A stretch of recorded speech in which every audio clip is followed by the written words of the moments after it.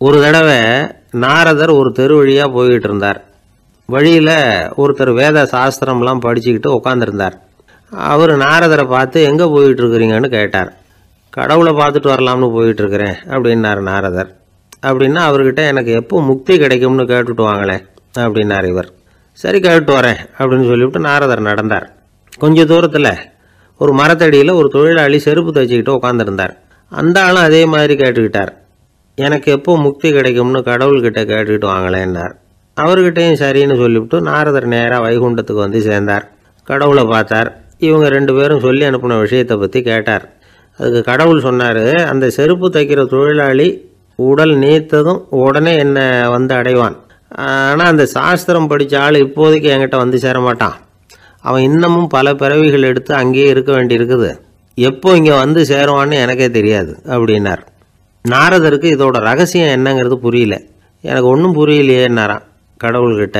சீக்கிரம் புரிஞ்சுக்குவேன், நீ திரும்பி போகிறப்போ நான் இங்கே வைகுண்டத்தில் என்ன செஞ்சுக்கிட்டு இருக்கேன்னு கேட்டால் ஒரு ஊசியின் துவாரத்தில் ஒரு யானையை கோத்துக்கிட்டு இருக்கிறேன்னு அவங்கக்கிட்ட சொல்லு அப்படின்னார் கடவுள் சிரிச்சுக்கிட்டே. நாரதர் பூமிக்கு திரும்பினார். கடவுளை பார்த்தீங்களா, எப்படி இருக்கார் அப்படின்னு விசாரித்தார். வேத சாஸ்திரம் படித்தவர். ஓ பகவானா, அவர் யானையை ஊசியின் காதில் நுழைச்சிக்கிட்டு இருக்கிறார் பார்த்தேன்னார் நாரதர்.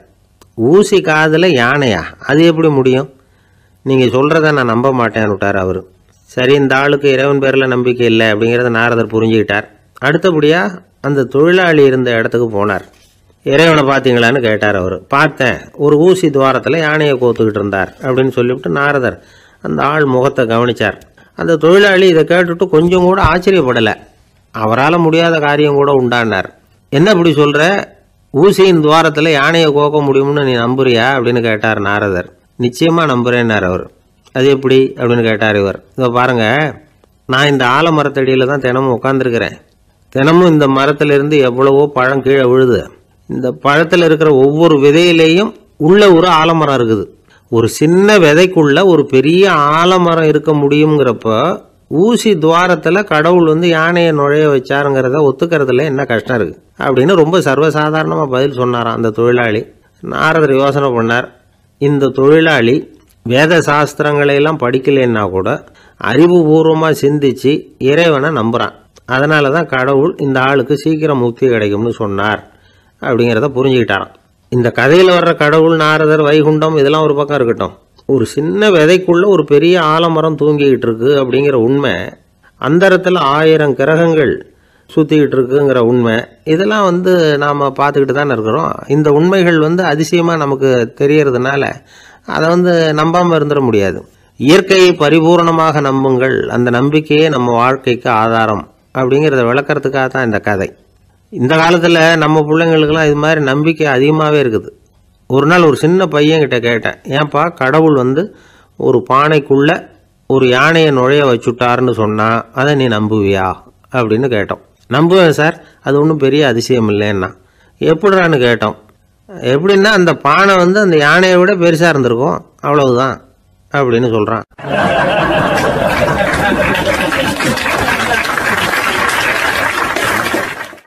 ஒரு பெரிய பியானோ கலைஞர் வியன்னாவில் இருந்தார். ரொம்ப புகழ்பெற்ற இசை கலைஞர் அவர். இங்கிலாந்து மகாராணி விக்டோரியா அவருடைய சங்கீதத்தை கேட்கணும்னு ஆசைப்பட்டாங்க. அவரை அரண்மனைக்கு கூப்பிட்டாங்களாம். பியானோ வாசிக்க சொல்லி கேட்டாங்களாம். இவரும் ரொம்ப பிரமாதமாக வாய்ச்சி காட்டியிருக்கார். உடனே பாராட்டி பரிசுகள்லாம் கொடுத்து அனுப்புனாங்களாம். அந்த இசையை கேட்கறதுல அரசிக்கு ரொம்பவும் ஆர்வம் உண்டு. அதனால் அதுக்கப்புறமும் அந்த கலைஞர் அடிக்கடி அரண்மனைக்கு வர வேண்டிய அவசியம் ஏற்பட்டது. ஏன்னா அரசி கூப்பிட ஆரம்பித்தாங்க. இவர் போகணும், அங்கே இசை நிகழ்ச்சி நடத்தணும்.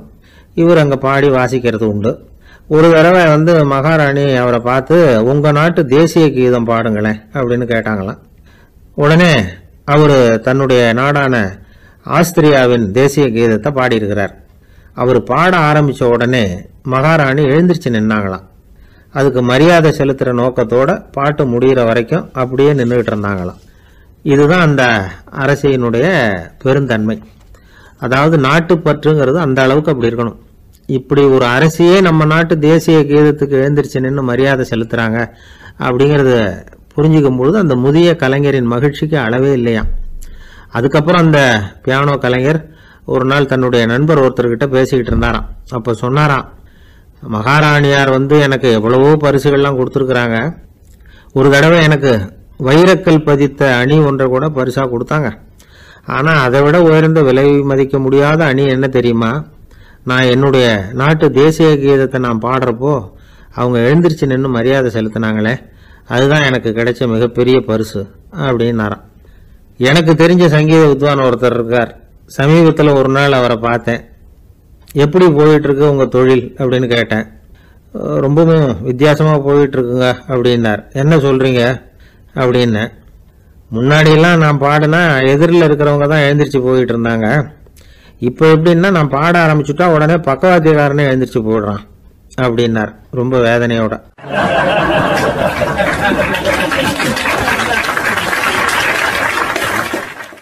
ஒரு ராஜா ஊரெல்லாம் சுற்றி பார்த்துட்டு வரலாம்னு ஒரு நாள் புறப்பட்டு போனார்.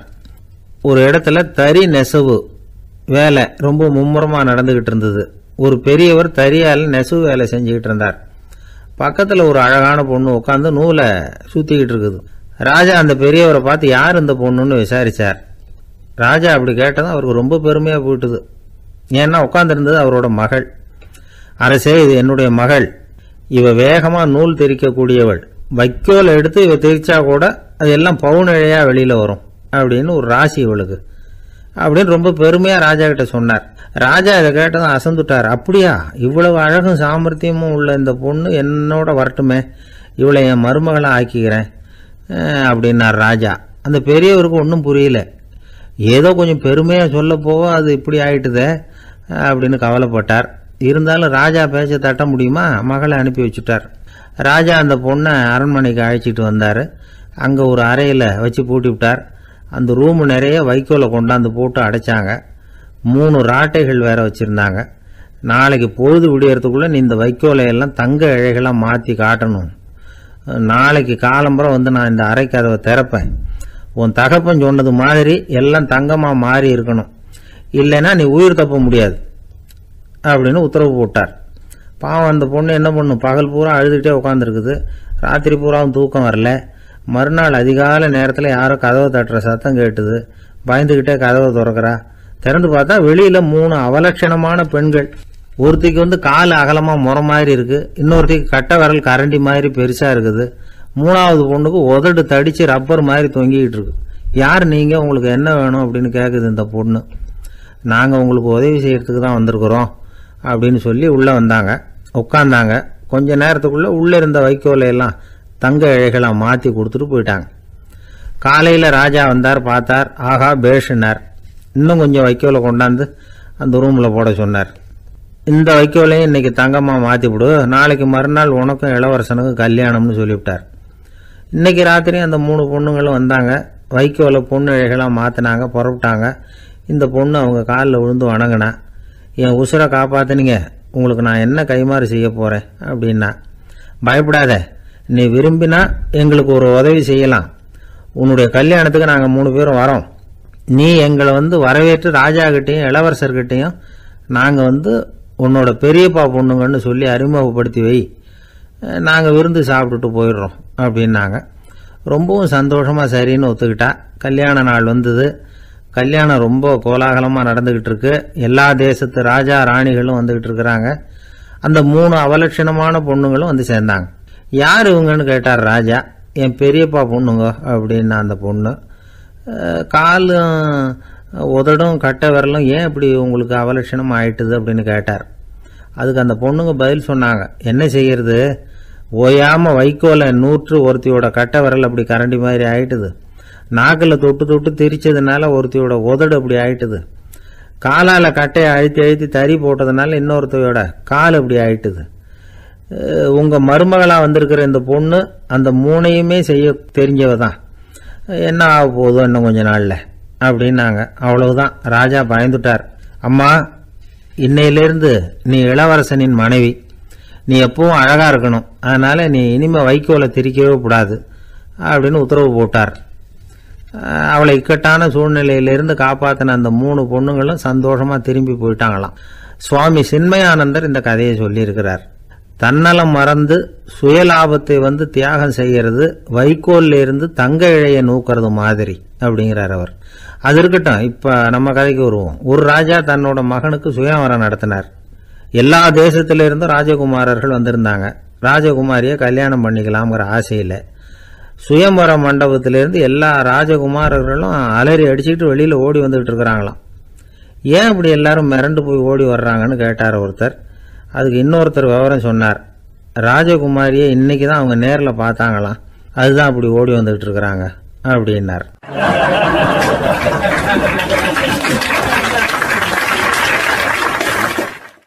அங்கே ஒரு புதர் தெரியுது இல்லையா, இந்த புதருக்குள்ளே ஒரு சிங்கம் இருக்குது.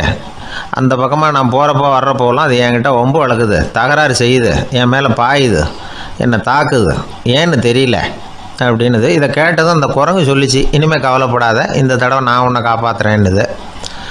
அதுக்கப்புறம் ஒரு நாள் அந்த குரங்கும் கழுதியும் அந்த புதர் பக்கமாக போய்கிட்டு இருந்தாங்க. எதிர்பார்த்தது மாதிரியே நடந்தது. அந்த சிங்கம் எதிரில் வந்தது, கழுதியை பார்த்தது, உடனே அது மேலே பாய ஆரம்பிச்சுட்டுது. அவ்வளவுதான். உடனே இந்த குரங்கு என்ன பண்ணிச்சு தெரியுமா, கிடுகிடுன்னு ஒரு மரத்து மேலே ஏறி உட்காந்துக்கிட்டுது. அங்கே உட்காந்துக்கிட்டு கீழே அந்த கழுதையும் சிங்கமும் போடுற சண்டையை வேடிக்கை பார்க்க ஆரம்பிச்சுட்டுது. கொஞ்ச நேரம் கழித்து அடிபட்ட காயத்தோடு அந்த கழுதை மெதுவாக நடந்து வந்தது. குரங்கும் மெல்ல மரத்தை விட்டு கீழே இறங்குச்சு. இப்போ கழுதை கேட்டுது, என்னை காப்பாற்றுறேன்னு சொல்லிவிட்டு காலை வாரி விட்டுட்டியே, நீ பாட்டுக்கு மரத்து மேலே ஏறி உட்காந்துக்கிட்டே, அது நியாயமானது. குரங்கு பரிதாபமாக அதை பார்த்துது. நான் மரத்து மேலே இருந்து நீங்கள் 2 பேரும் சண்டை போட்டதை பார்த்துக்கிட்டு தான் இருந்தேன். உன்னோட சத்தம் தான் அதிகமாக இருந்தது, அது நீ சிரிக்கிற மாதிரி எனக்கு கேட்டுது, அதனால் நீ தான் ஜெயிச்சுக்கிட்டு இருக்க போல இருக்கு அப்படின்னு நினச்சிவிட்டேன்னுது. இன்றைக்கி பல பேர் இப்படி தான் இருக்கிறாங்களாம். யார் ஜெயிக்கிறாங்க யார் தோக்குறாங்கங்கிறத முகத்தை பார்த்து கூட கண்டுபிடிக்க முடியறதில்ல, பேசுகிற பேச்சை வச்சு கூட கண்டுபிடிக்க முடியறதில்ல. தோற்கிறவங்க கூட சிரிக்கிற மாதிரி முகத்தை வச்சுக்கிறான். இன்றைய மனிதர்கள்கிட்ட ஏகப்பட்ட முரண்பாடுகள். பொய் முகங்களோட உலவுகிறவர்கள் தான் அதிகம். உண்மை முகம் எங்கே இருக்குது அப்படிங்கிறத புரிஞ்சுக்கிட்டு நண்பர்களை தேர்ந்தெடுக்கணும் அப்படிங்கிறது ஒரு முக்கியமான கருத்து.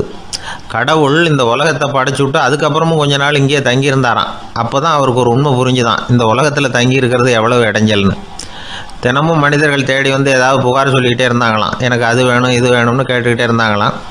சில பேர் வந்தாங்க, நாங்கள் விவசாயம் பண்ணுறோம், தண்ணி இல்லாமல் பயிர் காயுது, எங்களுக்கு மழை வேணும் அப்படின்னாங்க.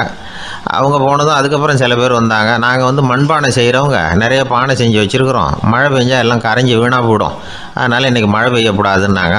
கடவுள் பார்த்தார், அவருக்கு என்ன பண்ணுறதுன்னே தெரியல, ஏகப்பட்ட குழப்பம், தலையை பிச்சுக்கலாம் போல் இருந்தது, கிட்டத்தட்ட பைத்தியம் பிடிக்கிற அளவுக்கு ஆகிட்டுது. எல்லாருடைய ஆசைகளையும் அவரால் நிறைவேற்ற முடியல, ஏன்னா ஒன்றுக்கு ஒன்று முரண்பாடாக இருந்தது. ஒரு நாள் தன்னுடைய அமைச்சரவையை கூட்டி ஆலோசனை கேட்டார். என்ன செய்யலான்னு சொல்லுங்கன்னார். இது என்ன பிரமாதம், பேசாமல் இமயமலை அடிவாரத்தில் போய் உட்காந்துங்க, யாரும் தொந்தரவு பண்ண மாட்டாங்கன்னாங்க. அங்கேயும் மனிதர்கள் வர ஆரம்பிச்சுருவாங்களேன்னார் கடவுள். சரி அப்படின்னா சந்திரனில் போயிருந்துக்கலாமேன்னாங்க. அங்கேயும் மனுஷன் குடி வர போகிறான் அப்படின்னார் கடவுள். வெகு தூரத்துக்கு அப்பால் உள்ள நட்சத்திர மண்டலத்துக்கு போயிடலான்னாங்க. இதெல்லாம் நிரந்தர தீர்வாகாது, நிரந்தரமாக இந்த மனிதனுடைய தொல்லையிலேருந்து நான் விடுபடணும், அதுக்கு ஏதாவது வழி சொல்லுங்கன்னார் கடவுள். ஒரு வயசான ஆள் வந்தார். கடவுளுக்கு காதோட காதாக ஒரு வழியை சொன்னார். கடவுளுக்கு முகம் மலர்ந்தது. அதுதான் சரி, அப்படியே செஞ்சுடலான்னார். அந்த ஆள் சொன்ன ரகசியம் என்ன தெரியுமா, மனிதனால் அடைய முடியாத ஒரு இடம் இருக்குது, அது வேறு எங்கேயும் இல்லை, அவனுக்கு உள்ளே இருக்குது, அங்கே போய் மறைஞ்சிங்க, அதுக்கப்புறம் மனிதர்களால் உங்களுக்கு தொந்தரவு இருக்காதுன்னார். மனிதன் நினைக்காத இடம் அதுதான். அதாவது உள்ளுக்குள்ளே இருக்கிற உண்மையை புரிஞ்சிக்காம வெளியில் எங்கேயோ அது இருக்கிறதாக நினச்சி வரட்டிக்கிட்டு அலையிறான் மனுஷன். உள்ளே இருக்கிற உண்மை புரிஞ்சால் நாம் தன்னம்பிக்கையோடு தலை நிமிர்ந்து வாழலாம். வேடிக்கையாக ஒரு கதை சொல்லுவாங்க, இதை பாருங்கள், நம்ம பையன் எங்கே பணம் வச்சாலும் எடுத்து விட்றான், என்ன பண்ணுறதுன்னாங்க அம்மா. அப்பா கொஞ்சம் நேரம் யோசனை பண்ணார். அதுக்கப்புறம் சொன்னார், அவன் கண்ணில் படாத இடமா நம்ம வீட்டில் இருக்கிறது ஒரே இடம்தான், அங்கே பணத்தை வை திருட்டு போகாதுன்னார். அது எந்த இடம்னு கேட்டாங்க. அதுதான் அவன் பாட புஸ்தகம், அதில் வச்சுரு, அவன் தொடவே மாட்டான், பாட புத்தகத்தை தொடாமல் பரீட்சையில் வெற்றி பெற முடியாது அப்படிங்கிறத புரிஞ்சுக்கணும்.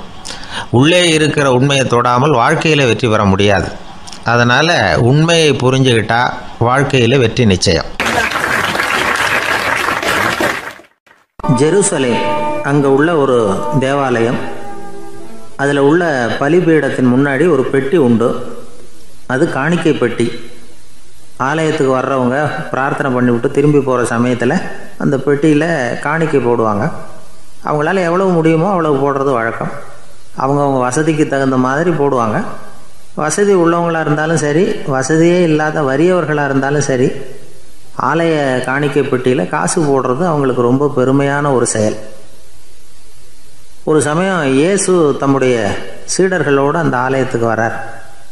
அங்கே உட்காந்து ரொம்ப நேரம் வழிபாடு பண்ணிகிட்டு இருக்கிறார். சீடர்களும் அந்த ஜபத்தில் கலந்துக்கிட்டாங்க. வழிபாடு முடிஞ்சுது. இயேசு உட்காந்துருக்கிறார்.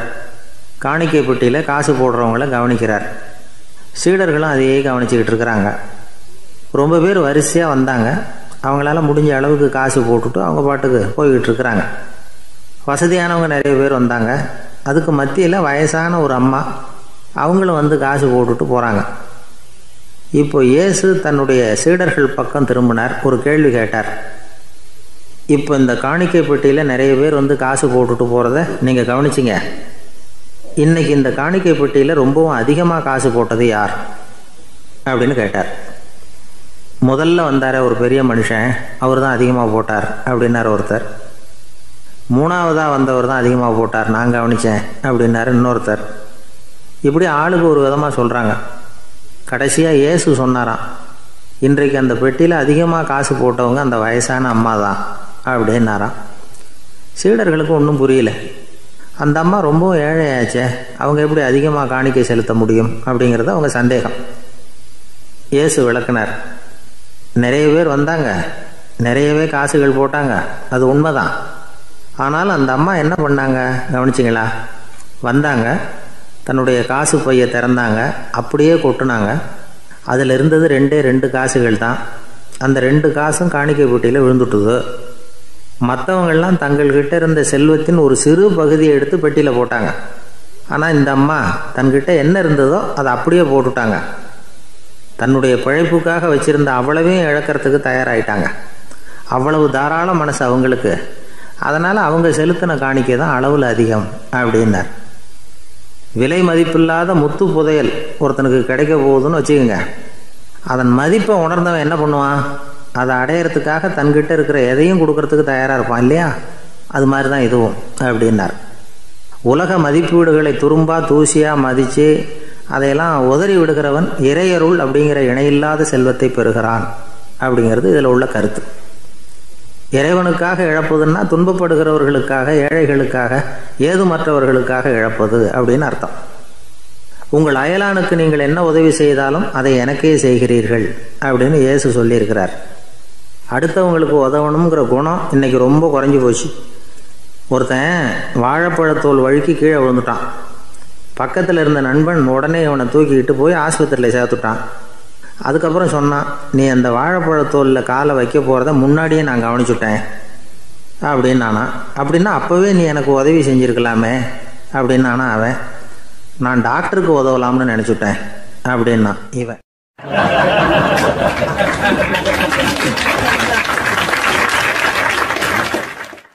ஒரு ஊரில் ஒரு சித்தர் இருந்தார், சூஃபி சித்தர். அவர் ஞானம் பெற்ற ஒரு சித்தர். ஒரு நாள் அந்த நாட்டு மன்னன் அவரை பார்க்கறதுக்காக வந்தான். என்ன வேணும் உனக்குன்னு கேட்டார். நான் கடவுளை பார்க்கணும், அதுக்கு நீங்கள் தான் உதவி பண்ணணும் அப்படின்னா அவன். சித்தர் கொஞ்சம் யோசனை பண்ணார். சரி போயிட்டு நாளைக்கு வாடினார். அதே மாதிரி மன்னன் போயிட்டு அடுத்த நாள் வந்தான். இங்கே நீ என்னோட ஒரு வாரம் தங்கியிருக்க வேண்டியிருக்கும்னார். சரின்னா ஒரு பிச்சை பாத்திரத்தை தூக்கி கையில் கொடுத்தார். அவனுக்கு ஒன்றும் புரியல, இருந்தாலும் வாங்கிட்டான். வாங்கிட்டு இதை என்ன செய்யணும் அப்படின்னு கேட்டான். இதை ஒன்றும் செய்ய வேணாம், இதை எடுத்துக்கிட்டு பக்கத்தில் உள்ள கிராமங்களுக்கு போ, வீடு வீடாக பிச்சை எடுத்துக்கிட்டு வா. அப்படி வந்த பிறகு தான் உனக்கு சாப்பாடும் ஓய்வும் கிடைக்கும். ஒரு வாரம் அப்படி செய், அதுக்கப்புறம் 8வது நாள் நாம் கடவுளை பற்றி யோசிக்கலாம் அப்படின்னார். இப்படி இவர் சொன்னதை கேட்டதும் அந்த அரசனுக்கு அதிர்ச்சி ஆயிட்டுது. ஒரு மாதிரி ஆயிட்டான். தன்னுடைய சொந்த நாட்டில் சொந்த குடிமக்கள்கிட்ட போய் பிச்சை எடுக்கிறதா அப்படின்னு யோசனை பண்ணி பார்த்தான். அதுக்கப்புறம் மெதுவாக அவன் அந்த சித்தரை பார்த்தான். ஐயா, சொந்த நாட்டிலேயே பிச்சை எடுக்கிறதுன்னா எனக்கு ஒரு மாதிரியாக இருக்குது, வெக்கமாக இருக்குது. நான் வேணும்னா வெளி தேசத்தில் எங்கேயாவது போய் பிச்சை எடுக்கவா அப்படின்னு கேட்டான். இதுக்கு அந்த சித்தர் ஒரு சம்மதிக்கலை. இதை பாரு, உன்னால் பிச்சை எடுக்க முடியலன்னா பேசாமல் திரும்பி அரண்மனைக்கே போயிடு.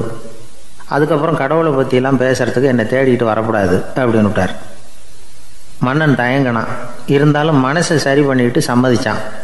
சரிங்க, ஒரு வாரம் இங்கே தங்குறேன், நீங்கள் சொல்கிறது மாதிரி பக்கத்து கிராமங்களுக்கு போகிறேன், வீடு வீடாக பிச்சை எடுக்கிறேன், வர்றேன் அப்படின்னா. ஒரு வாரம் தெரு தெருவாக பிச்சை பாத்திரத்தோடு அலைஞ்சான். சொந்த ஊரில் சொந்த குடிமக்கள்கிட்ட பிச்சை எடுத்தான். 7 நாள் முடிஞ்சுது. 8வது நாள் அந்த சித்தர் மன்னனை கூப்பிட்டார். இப்படி வாழ்னார். வந்தான். இனிமே நீ கடவுளை பற்றி என்கிட்ட கேட்கலாம்னார். இனிமே கேட்கறதுக்கு ஒன்றுமே இல்லை சுவாமின்னா இவன். ஒரு வார காலம் பிச்சை எடுத்த பிறகு தான் கடவுளை காண முடியும் அப்படின்னு நான் கனவு கூட காணவில்லைன்னா. அப்படின்னா நீ பிச்சை எடுத்த காலத்தில் அப்படி என்னதான் நடந்தது அப்படின்னு கேட்டார் அவர். சுவாமி, ஒரு வார காலம் பிச்சை எடுத்ததில் என்னுடைய ஆணவம் அழிஞ்சுட்டுது. அது இப்போ இருக்கிற இடமே தெரியல. இப்போ அதை காணவே காணோம். பிச்சைக்காரனாக இருந்தப்போ பெற்றதை மன்னனாக இருக்கும்போது பெற முடியாதுங்கிறத புரிஞ்சுக்கிட்டேன் அப்படின்னா மன்னன். அடக்கம் பிறந்தவுடன் தெய்வீக கதவுகள் திறந்து கொள்ளுகின்றன அப்படிங்கிறார் ஓஷோ. நம்மால் ஒருத்தன் ஆணவம் அழியணுங்கிறதுக்காக ஒரு திருவோட்டை எடுத்துக்கிட்டு தெரு தெருவாக பிச்சை எடுக்க ஆரம்பித்தான். என்ன, தெய்வீக கதவுகள் திறந்துதா அப்படின்னு கேட்டார் ஒருத்தர். தெய்வீக கதவு திறக்கிறதுக்கு முன்னாடியே எங்கள் வீட்டு கதவு சாத்திக்கிட்டுதுன்னா. என்னடா சொல்கிறேன்னார். இனிமேல் வீட்டுக்குள்ளேயே வர வேணாம், இதையே தொழிலாக வச்சுக்கோ அப்படின்னு எங்கள் வீட்டில் சொல்லிவிட்டாங்க சார் அப்படின்னா.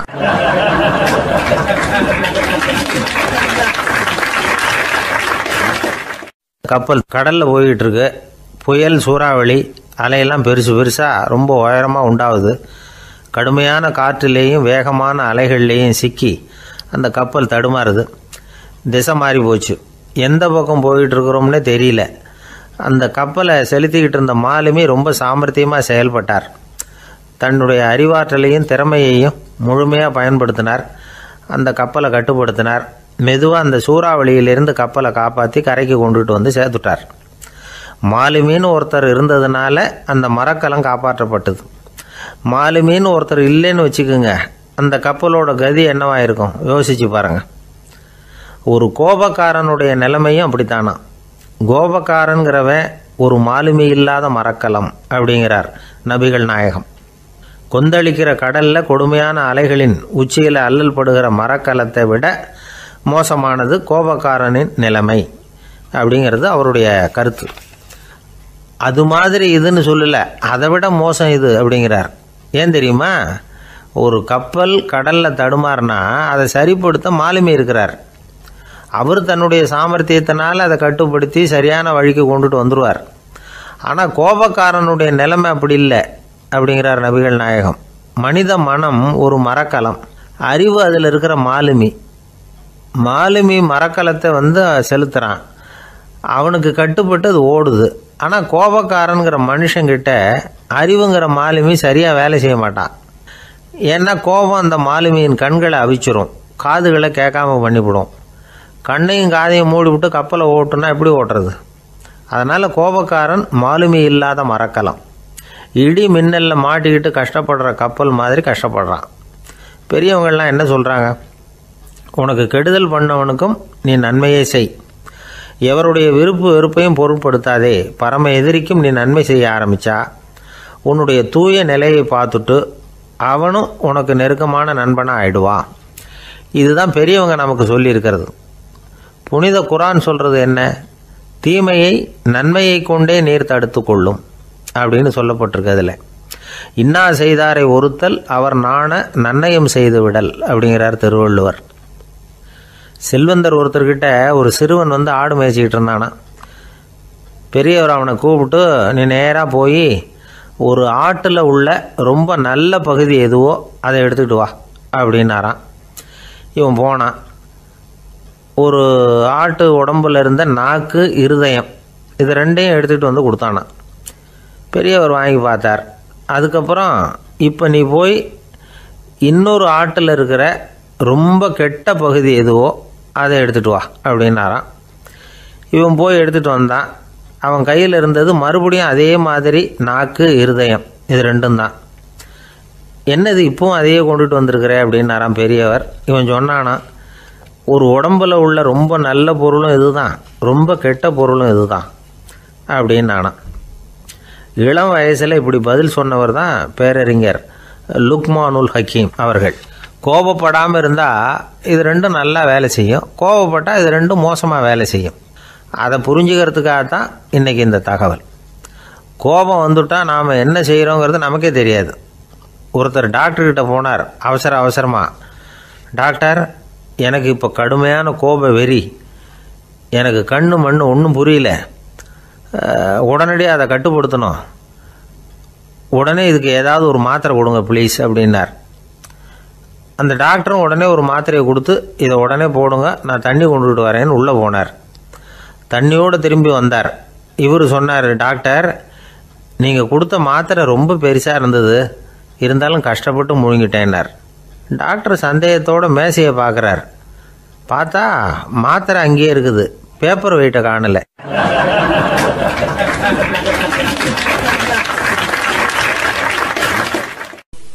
ஒரு நாள் ஒரு நண்பரை சந்தித்தேன். உங்கள் வீடு எதுன்னு உங்களுக்கு தெரியுமா சார்ன்னு. அவர் என்னை ஒரு மாதிரியாக பார்த்தார்.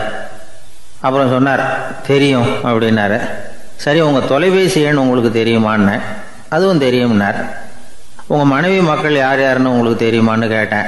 என்ன ஒரு மாதிரியாக பார்த்தார். அப்புறம் சொன்னார், அதுவும் தெரியும் சார் அப்படின்னார். சரி, நீங்கள் யாருன்னு உங்களுக்கு தெரியுமான்னு கேட்டேன். இப்போ தான் அவர் முழிக்க ஆரம்பித்தார். அவர் மட்டும் அப்படி இல்லை, நாம் எல்லாருமே அப்படி தான். எதிரில் நிற்கிறது யாருங்கிறது தெரியும், நாம் யாருன்னு நமக்கு தெரியாது. உண்மையிலேயே நாம் யார்? இந்த கேள்விக்கான பதிலை தான் வாழ்க்கை பூரா நாம் தேடிட்டு இருக்கிறோம். புத்தர் என்ன சொல்கிறார் தெரியுமா? நீங்கள் கடவுளை பற்றி கவலைப்பட தேவையில்லை, உங்களை பற்றின கவலை உங்களுக்கு இருந்தால் போதும் அப்படிங்கிறார்.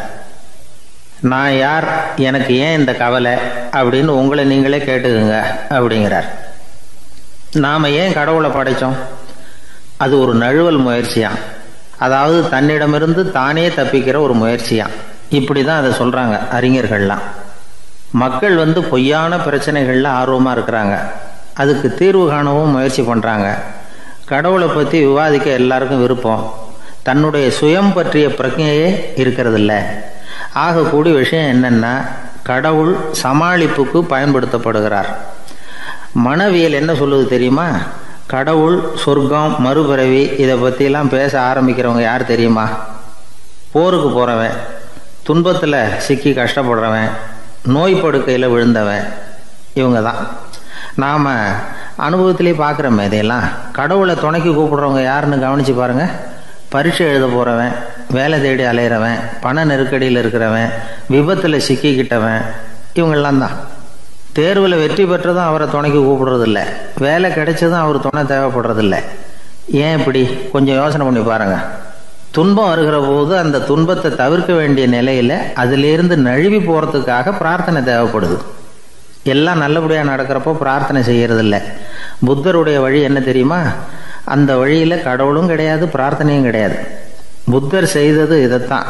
அதாவது கடவுள்கிட்ட இருந்து மனிதனையும், மனிதன்கிட்ட இருந்து கடவுளையும் அவர் விடுவித்தார். புத்த மதம் என்ன சொல்லுது தெரியுமா? கடவுள் பிரச்சனை அல்ல, மனிதன் தான் உண்மையான பிரச்சனை அப்படின்னு சொல்லுது. உங்களை நீங்கள் நல்லா தெரிஞ்சுக்கிட்டா போதும், நீங்களே கடவுள் ஆயிடுவீங்க அப்படிங்கிறது தான் புத்த மதம். அதனால் நமக்கு தேவை உள்முக பயணம். நான் யார் அப்படிங்கிற கேள்வியோட உள்ளே போகணும். அங்கே போனால் தான் தெரியும் நான் அப்படின்னு அங்கே யாருமே இல்லைங்கிறது. இதெல்லாம் புத்தர் சொல்லுகிற ஒரு தத்துவம். தத்துவம்னு சொன்னாவே நமக்கெல்லாம் அதை புரிஞ்சுக்கிறது கஷ்டம்தான். நம்ம பொறுத்த வரைக்கும் தத்துவங்கிறதுல 2 வகை உண்டு. ஒன்று தத்துவம், இன்னொன்று மகா தத்துவம். தத்துவம்னா என்ன தெரியுமா? கேட்குறவங்களுக்கு புரியக்கூடாது, அதுதான் தத்துவம். மகா தத்துவம் என்னன்னா சொல்கிறவங்களுக்கும் புரியக்கூடாது. அந்த வகையில் பார்த்தா இன்று ஒரு தகவலும் ஒரு மகா தத்துவம் தான்.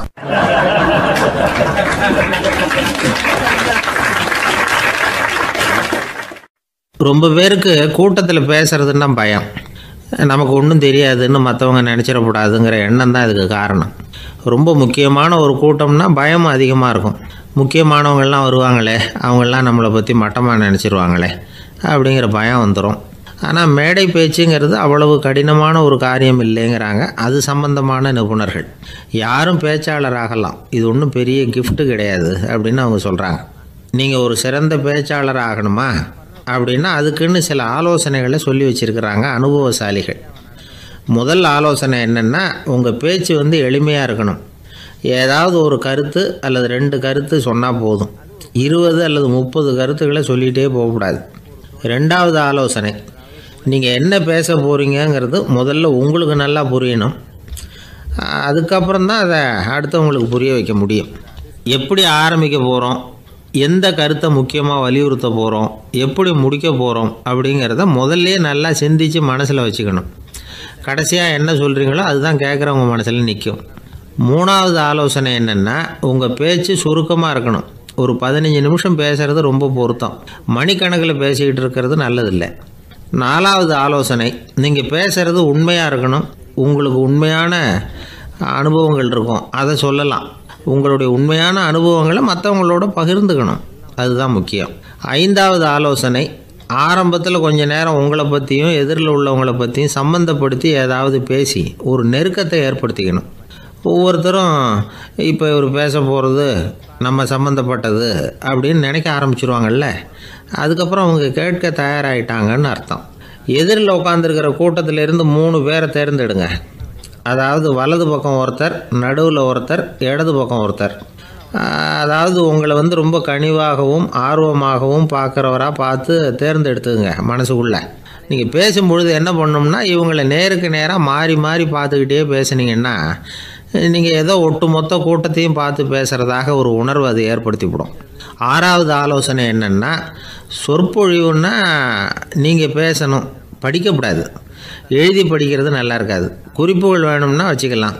படிக்கிறது பேப்பர்லேருந்து வர்றது மாதிரி இருக்கும், பேசுகிறது இதயத்திலேருந்து வர்றது மாதிரி இருக்கும். அப்புறம் 7வது ஆலோசனை சொல்கிறாங்க. அது என்னென்னா, மேடையில் ஏறி நின்ன உடனே இயல்பாக மூச்சை இழுத்து விட்டுங்க, இயல்பு நிலைக்கு வாங்க, அதுக்கப்புறம் இயல்பாக பேச ஆரம்பிக்கலாம் அப்படிங்கிறாங்க. இவ்வளவும் பேச்சு கலையில் வல்லுநர்களாக இருக்கிறவங்க சொல்லுகிற ஆலோசனைகள். இதையெல்லாம் கடைபிடிச்சா நமக்கும் அதுக்கும் வெகு தூரம்னு நினச்சிக்கிட்டு இருந்த ஒன்று இப்போ கிட்டத்தில் நெருங்கி வந்துடும். நாம் சொல்கிறபடியெல்லாம் அது கேட்கும். ஒரு பேச்சாளர், அவருக்கு சுருக்கமாகவே பேச தெரியாது. மேடையில் ஏற்றி விட்டுவிட்டா போதும், ஆரம்பிச்சிருவார், நிறுத்த மாட்டார், பேசிக்கிட்டே இருப்பார். ஒரு தடவை அவர் ஒரு கூட்டத்தில் ரொம்ப நேரம் பேசிக்கிட்டே இருக்கிறார். எதிரில் பொறுமை இழந்த ஒருத்தர் தன்னுடைய கை கடிகாரத்தை காட்டினார். அதை கவனித்த பேச்சாளர், மன்னிக்கணும், கை கடிகாரம் நான் கொண்டுகிட்டு வர மறந்துட்டேன், அதுதான் நேரம் போனதே தெரியல அப்படின்னு சொல்லியிருக்கிறார். இதுக்கு அவர் சொன்னாராம் கோபமாக, ஏய்யா கடிகாரத்தை தான் பார்க்க முடியல, மறந்துட்டேன், பக்கத்தில் மாட்டியிருக்கிற கேலண்டரையாவது பார்க்கக்கூடாதா அப்படின்னாராம்.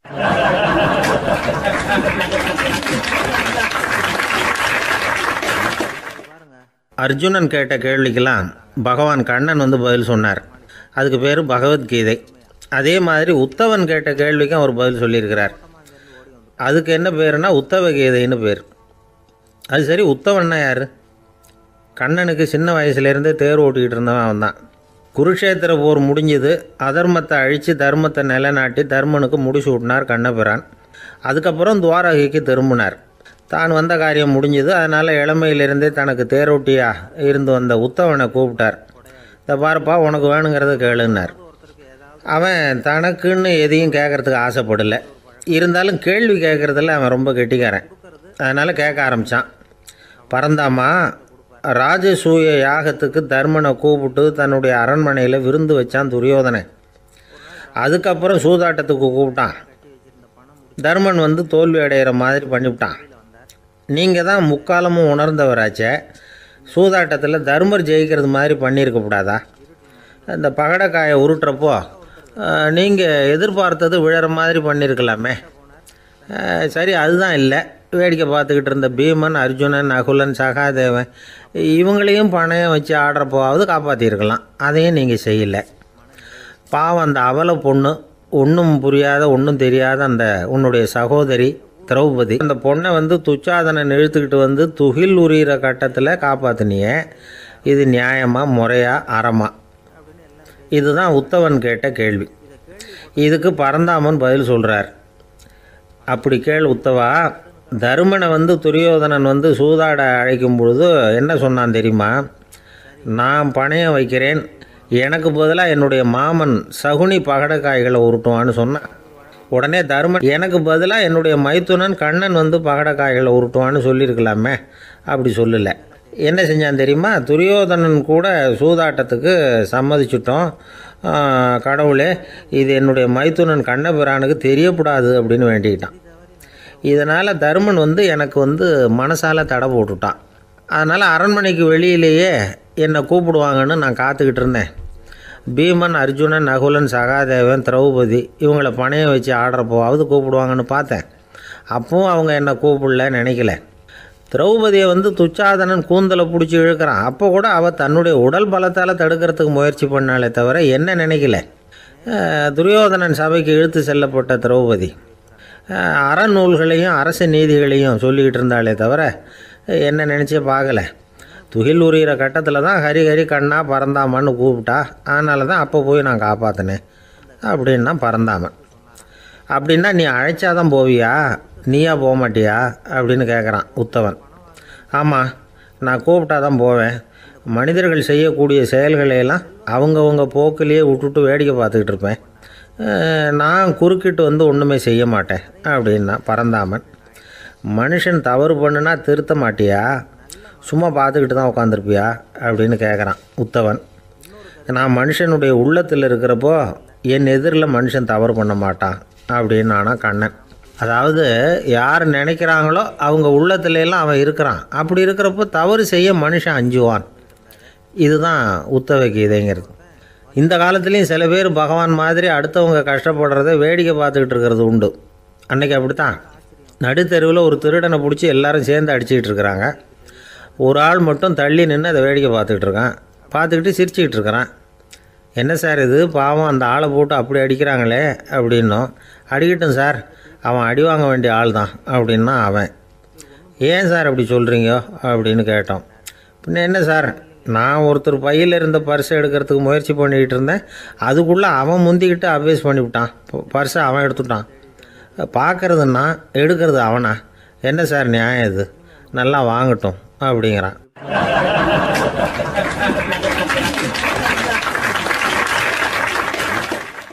ஒரு வயசான அம்மா ஒரு நாள் ஃபோன் பண்ணாங்க. ஐயா, நான் இந்த தகவல் நிகழ்ச்சியை தினமும் கேட்குறேன், உங்ககிட்ட ஒரு கேள்வி கேட்கணும் அப்படின்னாங்க. என்னங்க அப்படின்னோம். எனக்கு சொந்தமாக ஒரு நல்ல வீடு இருக்குது, வேணுங்கிற அளவுக்கு பணமும் இருக்குது, கணவரும் ரொம்ப நல்லவர், ரிட்டையர் ஆகி வீட்டில் தான் இருக்கிறார், பிள்ளைங்கள்லாம் பெரிய பெரிய உத்தியோகத்தில் இருக்கிறாங்க, அதில் ஒருத்தன் ஐஏஎஸ்ஸு, பணம்லாம் கூட நிறைய கொண்டாந்து கொடுக்குறாங்க.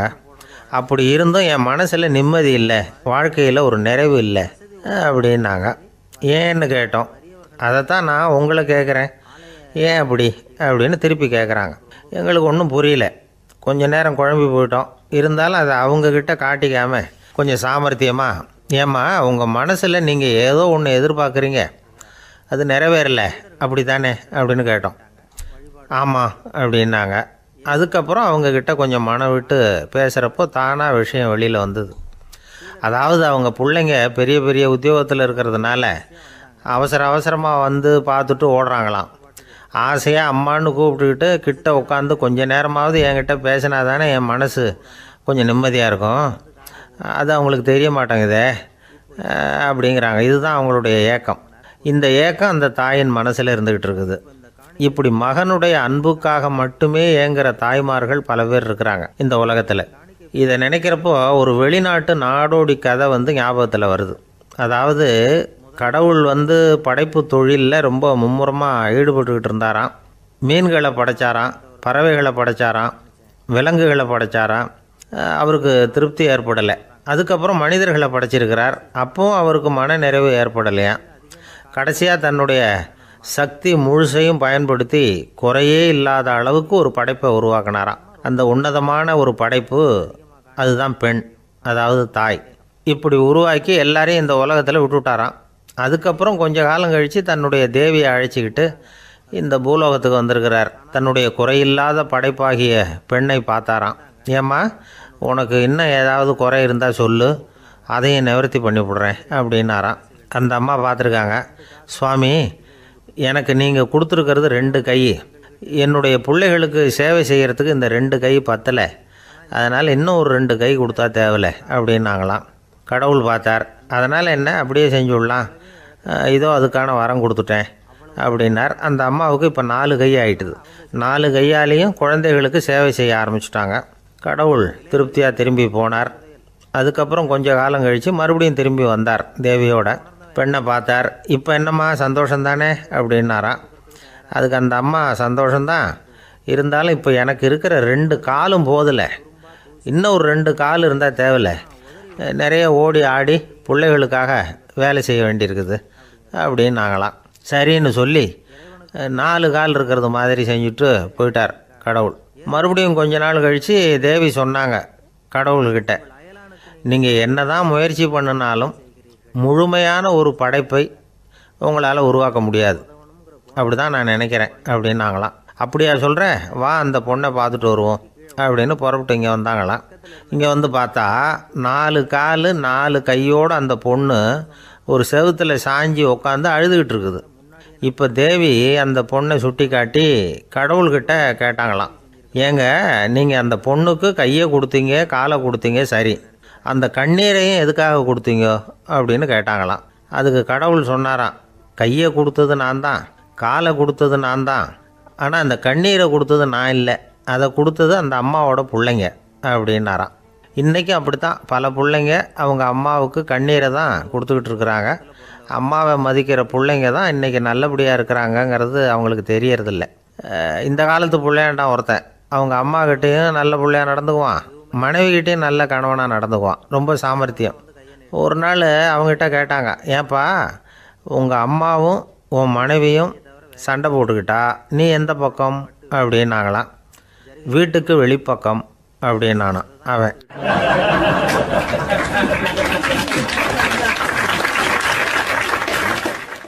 சாலை ஓரமாக அழுதுகிட்டு உட்காந்துருந்தான்.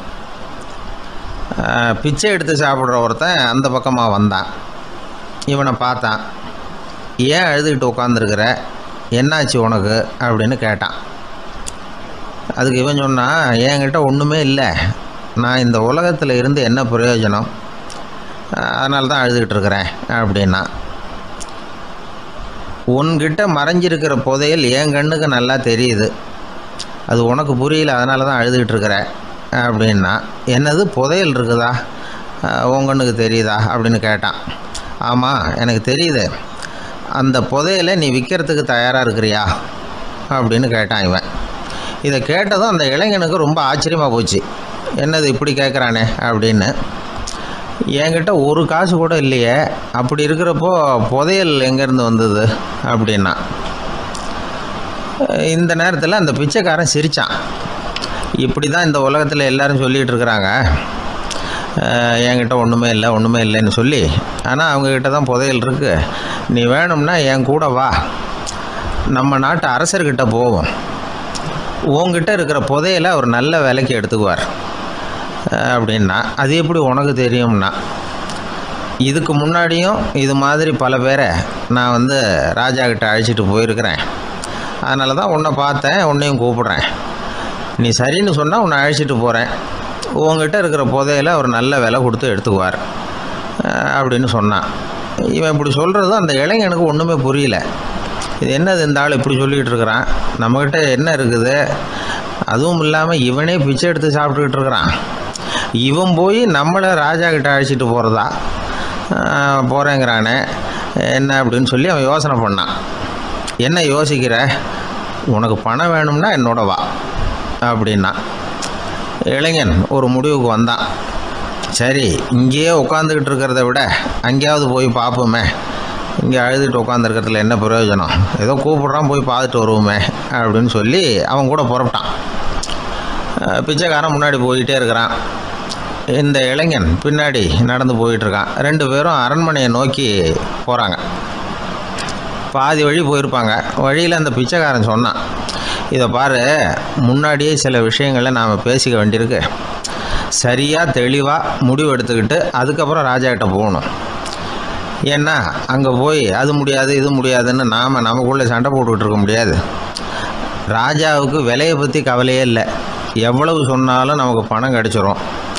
ஆனால் அதுக்கப்புறம் நான் இதை விற்கிறதுக்கு தயாராக இல்லைன்னு சொல்லிடக்கூடாது. அதனால் புதையலை விற்கிறதா இல்லையாங்கிறத இங்கேயே தெளிவாக முடிவு செஞ்சுக்கணும். இல்லைன்னா ராஜா கிட்ட போய் அங்கே போய் குழப்பிக்கிட்டு இருக்க முடியாது அப்படின்னு சொன்னான். இளைஞனுக்கு ஒன்றுமே புரியல. என்ன சொல்கிற நீ, என்கிட்டயா புதையலா, எங்கே இருக்குது அப்படின்னு சொல்லி குழம்பி போனான். இப்போ அந்த பிச்சைக்காரன் சொன்னான், இதை பாரு, இப்போ உதாரணத்துக்கு உன்னுடைய கண்களை எடுத்துக்கோ. அதுக்கு நீ என்ன விலை கேட்டுற போகிற? நான் அதுக்கு ராஜா கிட்டே இருந்து ஒரு 50,000 ரூபா வாங்கி தர முடியும். உன்னுடைய இருதயத்தை கொடுக்குறியா, 20 லட்சம் ரூபா வாங்கி தரேன். மூளையை கொடுக்குறியா, 30 லட்சம் வாங்கி தரேன். என்ன சொல்கிற அப்படின்னு சொல்லி இந்த பிச்சைக்காரன் பேசிக்கிட்டே போகிறான். இளைஞனுக்கு கோபம் வந்துட்டுது. என்ன உளர்ற, உனக்கு என்ன பைத்தியமா? கண்ணையும் மூளையையும் இருதயத்தையுமா விற்பாங்க? என்ன விலை கொடுத்தாலும் அதையெல்லாம் நான் விற்கிறதுக்கு தயாராக இல்லை, நான் விற்க மாட்டேன். அதை கொடுத்துட்டு நான் என்ன பண்ணுறது? இப்படி நான் மட்டும் இல்லை, யாருமே இதை விற்கிறதுக்கு தயாராக இருக்க மாட்டாங்க அப்படின்னு சொன்னான் அந்த இளைஞன்.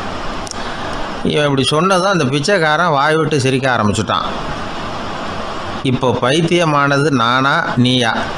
லட்சக்கணக்கான கோடிக்கணக்கான ரூபாய் பொறுமானம் உள்ள பொருள்களை உங்ககிட்டயே வச்சுக்கிட்டு விற்க முடியாதுன்னு சொல்கிற நீ தான் ஏழை. என்கிட்ட ஒன்றுமே இல்லைன்னு மரத்தடியில் உட்காந்து அழுதுகிட்டு இருக்கிறியே அப்படின்னு சொன்னான். இன்றைக்கி பார்த்திங்கன்னா பல பேர் தன்கிட்ட புதைஞ்சிருக்கிற ஆற்றலை புரிஞ்சிக்க முடியாமல் அவதிப்பட்டுக்கிட்டு இருக்கிறாங்க. நம்மக்கிட்ட என்ன இருக்குங்கிறது அவங்களுக்கு தெரியறதில்ல. அதனால தான் என்கிட்ட ஒன்றுமே இல்லைன்னு சொல்லி அழுதுகிட்டு இருக்கிறாங்க. இதை விளங்க வைக்கிறதுக்கு பெரியவங்க சொல்கிற கதை இது. நம்மக்கிட்ட இருக்கிற புதையலை நாம் தான் தோண்டி எடுக்கணும். உண்மையான புதையலுங்கிறது உள்ளே இருக்குது. ஆனால் அதை வெளியில் தேடுற ஆசாமிகள் தான் அதிகம். சராசரி மனித இயல்பு அப்படி. நம்மக்கிட்ட விலை மதிக்க முடியாத பகுத்தறிவு இருக்குது. அதை வச்சுக்கிட்டு வாழ்க்கையில் முன்னேறதுக்கு முயற்சி பண்ணணும். என்கிட்ட ஒன்றுமே இல்லைன்னு நினச்சி ஓரமாக உட்காந்துடக்கூடாது. முயற்சி செஞ்சால் முடியாத காரியம் எதுவுமே இல்லை. ஒரு ரயில்வே ஸ்டேஷன் பக்கம் வெளியில் ஒரு டாக்ஸி நின்றுக்கிட்டு இருந்தது. அந்த பக்கமாக வந்த ஒருத்தர் டாக்ஸி டிரைவரை பார்த்து சொன்னார், ஐயா, உங்கள் வண்டியில் பின் சீட்டில் ஒரு மணி பர்ஸு கிடக்கு, யாரோ மறந்து விட்டுட்டு போயிருக்கிறாங்க அப்படின்னார். இல்லை இல்லை, அது காலி பர்ஸு தான், நான் தான் அதை அங்கே போட்டு வச்சுருக்கிறேன்னார் டிரைவர். ஏன்னு கேட்டார் அவர்.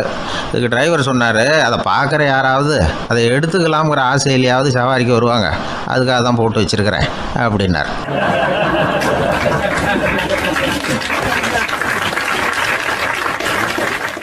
காசி மாநகரத்தை பிரம்மதத்தன் அப்படிங்கிற ராஜா ஆட்சி பண்ணிட்டு வந்தார். அவர் ஒவ்வொரு வருஷமும் ஒரு திருவிழா நடத்துறது வழக்கம். எல்லா தேசத்திலிருந்தும் எல்லா வகையான ஜனங்களும் அதில் கலந்துக்குவாங்க. ஒரு சமயம் அது மாதிரி விழா நடந்துகிட்டு இருந்தது. வைகுண்டத்திலிருந்து தேவலோகத்திலிருந்து நிறைய தேவகுமாரர்கள்லாம் காசி நகருக்கு அப்போ வந்திருந்தாங்க. அதில் முக்கியமாக ஒரு 4 தேவகுமாரர்கள். அந்த 4 பேரையும் சுற்றி ஏகப்பட்ட கூட்டம்.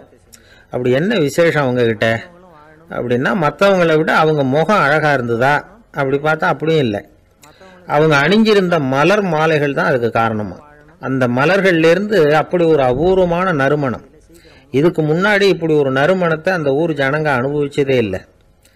அதுதான் அந்த 4 பேரையும் சுற்றி கூட்டம். எல்லாரும் கேள்வி கேட்க ஆரம்பித்தாங்க. உடனே அந்த 4 தேவகுமாரர்களும் எல்லாருக்கும் தெரியும்படியாக வானத்தில் எழும்பி கொஞ்சம் உயரமாக நின்றுக்கிட்டாங்க. கீழே நின்றுக்கிட்டு இருந்த அரசன்லேருந்து ஆண்டி வரைக்கும் ஒருத்தர் பாக்கி இல்லாமல் ஒரே குரலில் எல்லாரும் அவங்கள பார்த்து, எங்களுக்கும் இது மாதிரி மாலையை போட்டுக்கணும்னு ஆசையாக இருக்குது, அதுக்கு நீங்கள் தான் அருள் பண்ணணும் அப்படின்னு கேட்டுக்கிட்டாங்க. மாலை போட்டுக்கிறதுனா எல்லாருக்கும் ஆசையாக தானே இருக்கும். அந்த 4 தேவகுமாரர்களில் ஒருத்தர் புத்தர் பிரான். அவர் சொன்னார், பூலோகவாசிகளே, நான் சொல்கிறத கொஞ்சம் பொறுமையாக கேளுங்க. கக்காரு அப்படிங்கிற கற்பக விருஷத்தின் மலர்களால் தொடுக்கப்பட்டது இந்த மாலை. இதுக்கு நிறைய சக்தி உண்டு. எந்த காலமும் இது வாடாது, வாசனையும் குறையாது. ஆனால் இதை அணிந்து கொள்றதுக்கு சில தகுதிகள் தேவை அப்படின்னார். என்ன தகுதி அது சொல்லுங்களேன் அப்படின்னு ஏக காலத்தில் எல்லாரும் சத்தம் போட்டாங்க. தீய இயல்புகள் உள்ளவங்க, இழிந்த சிந்தனை, இழிந்த செயல் உள்ளவங்க இந்த மாலையை அணிய முடியாது அப்படின்னார். அவ்வளோதான். கூட்டத்தில் சத்தம் போட்டவங்கள்லாம் மெதுவாக அப்படி அடங்க ஆரம்பிச்சிட்டாங்க. இன்னொரு தேவகுமாரன் சொன்னார், அடுத்தவங்க பொருளை அபகரிக்காதவன், அடுத்தவங்களுக்கு கெடுதல் பண்ணக்கூடிய பொய் பேசாதவன், பேராசையினால் கெட்ட வழியில் பொருள் ஈட்ட நினைக்காதவன் இந்த மாலையை போட்டுக்கலாம் அப்படின்னார். கூட்டத்திலிருந்து யாரும் முன்னுக்கு வரல. ஒரே ஒரு ராஜகுரு மட்டும் கொஞ்சம் முன்னாடி வந்தார். பெரியவர் படித்தவர் அவர். எனக்கு தகுதி இருக்குது அந்த மாலையை போட்டுக்கிறதுக்கு அப்படின்னார். வேற ஒன்றும் இல்லை, பொய் சொல்லியாவது அந்த மாலையை வாங்கிக்குவோமே அப்படின்னு முடிவு பண்ணிட்டார் அவர். அவ்வளோதான், மாலையை வாங்கிட்டார். அடுத்த தேவகுமாரன் பேசினார். யாருக்கு திடமான அறிவும் மனமும் இருக்குதோ, யாருக்கு நல்ல காரியங்களில் அசையாத ஈடுபாடு இருக்குதோ, நல்ல அரிய பொருள்களை தனியாக தான் மட்டும் அனுபவிக்க விரும்பாதவர் யாரோ அவர் முன்னாடி வந்து இந்த மாலையை வாங்கிக்கலாம் அப்படின்னார். அந்த தகுதியும் எனக்கு இருக்குன்னார் ராஜகுரு. மாலையை வாங்கி போட்டுக்கிட்டார். இன்னொரு ராஜகுமாரன் பேச ஆரம்பித்தார். அறநெறியில் செல்வம் சேர்க்கணும், ஆடம்பர பொருள்களுக்கு அடிமையாகக்கூடாது, வெற்றி அடைஞ்சாலும் கர்வம் வரக்கூடாது, அப்படிப்பட்டவங்க இந்த மாலையை போட்டுக்கலாம்னார். துணிஞ்சு பொய் சொல்லி அதையும் வாங்கி கழுத்தில் போட்டுக்கிட்டார் இந்த ராஜகுரு. இன்னொரு ராஜகுமாரன் சொன்னார். சான்றோர்களை நிந்திக்காதவங்க, புறம் பேசாதவங்க இந்த மாலையை போட்டுக்கலாம்னார். அதையும் வாங்கி போட்டுக்கிட்டார். திருவிழா முடிஞ்சுது, எல்லாரும் திரும்பி போயிட்டாங்க. மறுநாள் ராஜகுரு 4 மாலைகளையும் போட்டுக்கிட்டு ராஜசபைக்கு வரார். வந்தவர் ரொம்ப அவஸ்தையோடு வர்றார். மாலையெல்லாம் வாடி போயிட்டுது, வாசனை எதுவும் கிடையாது. அது மட்டும் இல்லை, அவருக்கு கடுமையான தலைவலி வேற வந்துட்டுது. துடிச்சு போயிட்டார். மாலையை கழட்டவும் முடியல. ஜனங்கள்லாம் அவரை பார்த்து சிரிக்க ஆரம்பிச்சுட்டாங்க. என்னத்துக்கு ஆசைப்படணும், ஏன் இப்படி கஷ்டப்படணும் அப்படின்னு. ராஜா பார்த்தார். மறுபடியும் விழாவுக்கு ஏற்பாடு பண்ணினார். தேவகுமாரர்கள்லாம் வந்தாங்க. ராஜகுரு வந்தார். மக்கள் முன்னிலையில் அவங்க காலில் விழுந்தார், மன்னிப்பு கேட்டுக்கிட்டார். இந்த மாலையை போட்டுக்கிற தகுதி எனக்கு இல்லை. தகுதி இல்லாத ஒருத்தன் தகாத தகுதியை பொய் மூலம் பெறணும்னு ஆசைப்படுறாங்களே, அவங்களுக்கெல்லாம் என்னுடைய தண்டனை ஒரு எச்சரிக்கையாக இருக்கட்டும்னார். அதுக்கப்புறம் தேவகுமாரர்கள் அவர் கழுத்தில் இருக்கிற மாலையை கழட்டினாங்களாம். அந்த மாலைகளும் பழையபடி மனம் கொடுக்க ஆரம்பிச்சுட்டு தான். இதுலேருந்து நாம் தெரிஞ்சுக்க வேண்டியது என்னென்னா, நமக்கு தகுதி இல்லாத ஒரு கௌரவம் நம்மக்கிட்ட தானாக வந்தால் கூட அதை தவிர்த்து விடுறது தான் நல்லது. அதுதான் புத்திசாலித்தனம். ஒருத்தர் வந்தார். சார், எங்கள் இலக்கிய மன்ற விழாவுக்கு நீங்கள் தலைமை தாங்கணும்னார். உடனே இவர் சொன்னார், பேச்சாளர், சார், இலக்கியத்தை பற்றி பேசுகிற தகுதி எனக்கு இல்லையே அப்படின்னார். உடனே அவர் கூப்பிட வந்தவர் சொன்னார், அந்த தகுதி உங்களுக்கு இல்லைங்கிறது எங்களுக்கும் தெரியும் சார், அதனால தான் உங்களை தலைமை தாங்க கூப்பிடுறேன் அப்படின்னார். அது சரி, தலைமைன்னா அதுக்கு இவர் என்னதான் அர்த்தம் பண்ணுறாருன்னு தெரியல.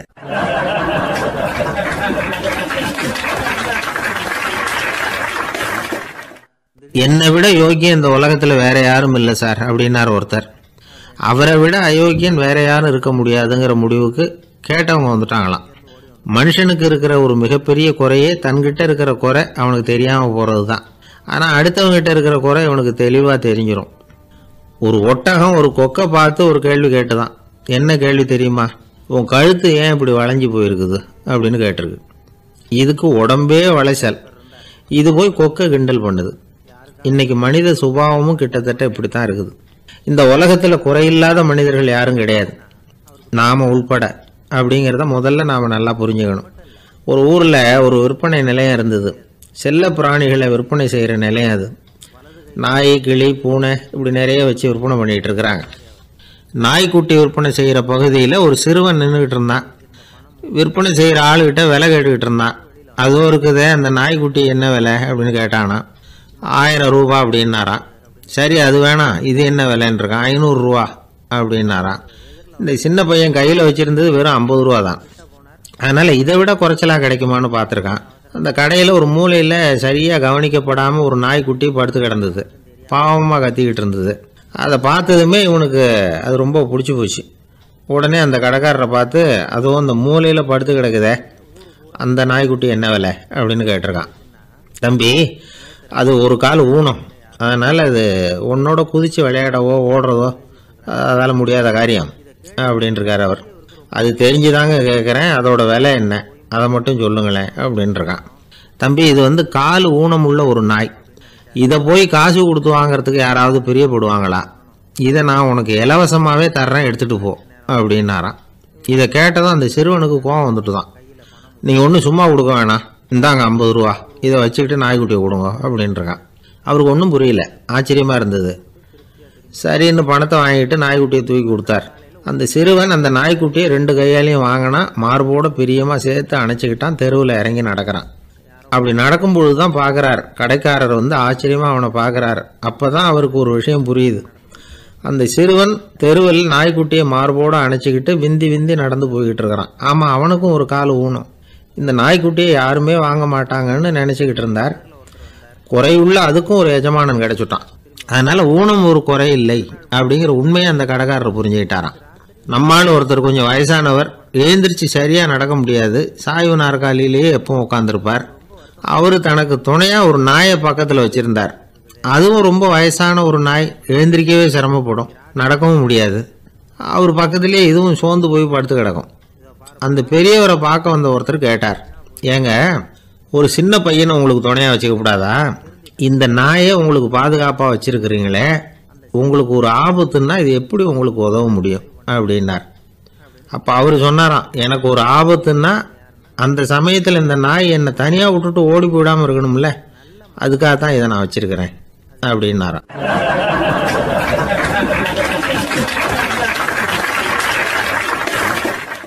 ஒரு தீக்குச்சி தீப்பெட்டியை பார்த்து கேட்டுதான், நாம் 2 பேரும் தானே உரசிக்கிறோம், ஆனால் நான் மட்டும் தீ பிடிச்சி எரிஞ்சு போகிறேன், நீ அப்படியே இருக்கிறியே அப்படின்னு தான்.